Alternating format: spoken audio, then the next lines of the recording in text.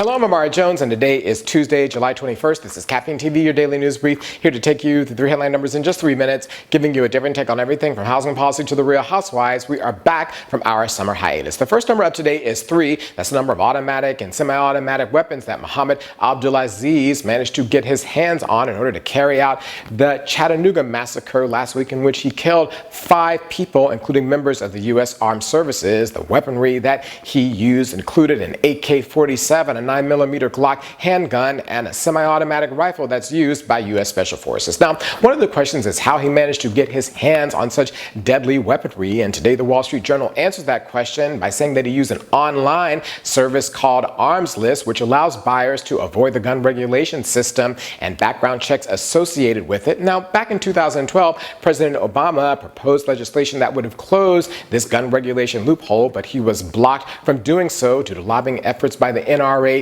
in Congress, and also showing up the Swiss cheese nature of our gun regulation system. Dylan Roof managed to get his gun that he used in the Charleston massacre when he was able to pass a background check due to the poor maintenance of records in that existing system. Now, normally after tragedies like these, systems like this in the U.S. government normally get fixed, but I guess for some people, these tragedies haven't been, well, tragic enough. The next number of today is 51, as in 51 years. That's how long it's been since the United States and Cuba have had formal diplomatic relations. But yesterday, that half-century of Cold War politics came to an end with the raising of the Cuban flag at a ceremony at their newly designated embassy in Washington. That flag was hoisted by 3 goose-stepping members of the Cuban Armed Services in tight-fitting uniforms, and I have to say that their high kicks made me want to board a plane for Havana Vieja immediately. Following that ceremony, at the State Department, Secretary of State John Kerry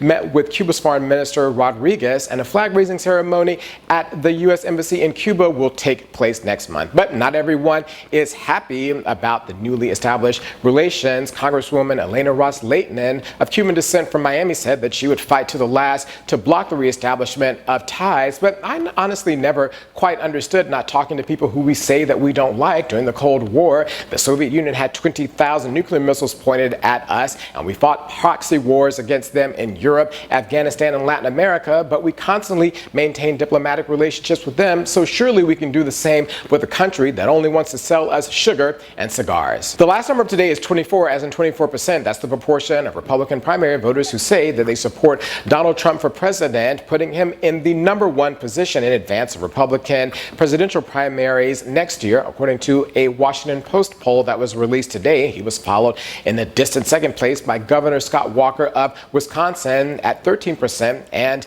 in third place by former Governor Jeb Bush of Florida at 12%. Now, his #1 position comes after a string of controversial comments in which he said that John McCain was a coward, well, for his war service. He said that he would date his daughter, of course, because she's so hot if, well, she wasn't his daughter, and he, of course, said that immigrants from Mexico were, quote, murderers and rapists, close quote. But the problem with Donald Trump's #1 position is that he sucks all the oxygen out of the room for the other 15 Republican presidential candidates, some of them who might make more serious and formal presidential candidates than he does. But besides Donald Trump, the people most ecstatic about him being a #1 is anyone running for the Democratic presidential nomination.